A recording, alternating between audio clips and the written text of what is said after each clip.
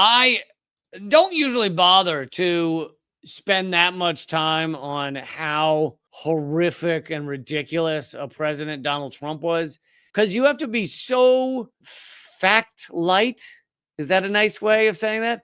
You have to be so ignorant of what went on in the world to not know what a tragedy of a human being Donald Trump is. And so I spend more time on how horrific Joe Biden is, because I find that a lot of people on, we'll call it the light left, we'll call it the light left, including the center, such as liberals. A lot of those people think that, oh, Trump is bad and therefore Biden must be good, so I'll just support Biden. End of story. Closing brain closing. Chick, chick, chick, chick, chick, chick, chick. Like one of those metal gates that when a store is closing and you're like, wait, can I just buy one thing? And they're like, sorry.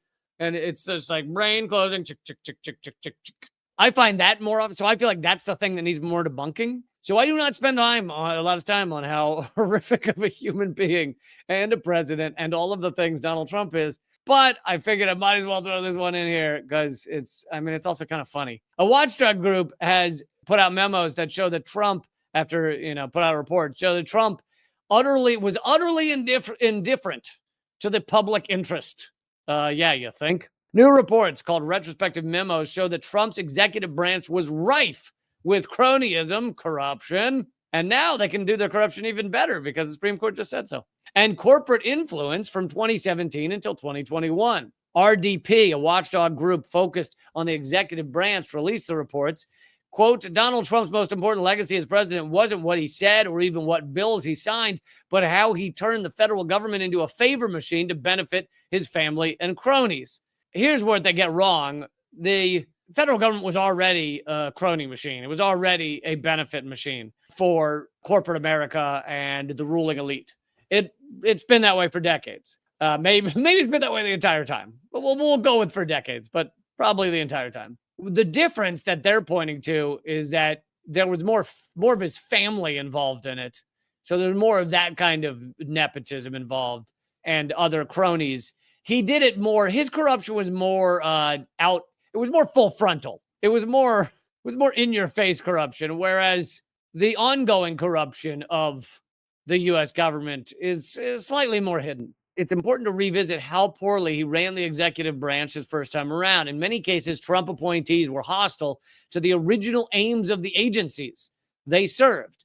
So this is a very slight difference, a minimal difference in the way Trump ran these agencies versus the way like a Biden or Obama would run them. Most of these agencies, their job is to give the guise, give the appearance, give the theater of protecting the American people, helping the American people, things like the EPA and the FCC, the FEC, the SEC.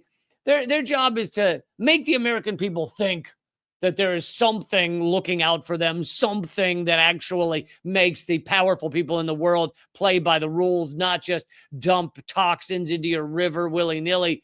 And so at times, these agencies will occasionally do their job and actually hold a company slightly accountable. But for the company, it's usually viewed as a parking ticket. It's not really that much difference. And so that's how it works all the time. That's just all the time.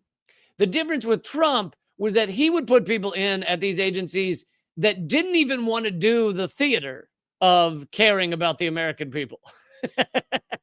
They instead were put in at these agencies to destroy said agency, which is only a very slight difference. So he put someone in, Betsy DeVos, he put in at the top of education.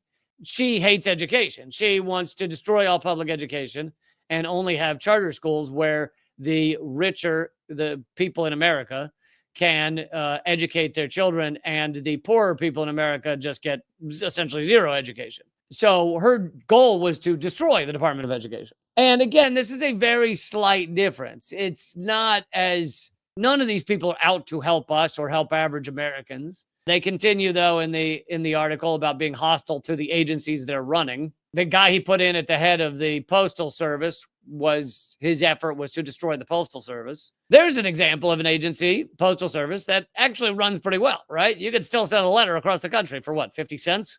It's amazing.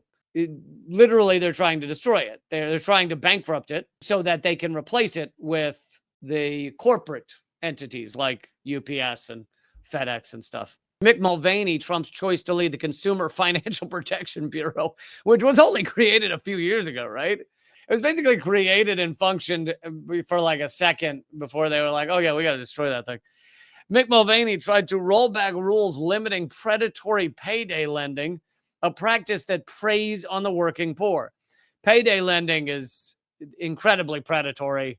Many of you may already know this.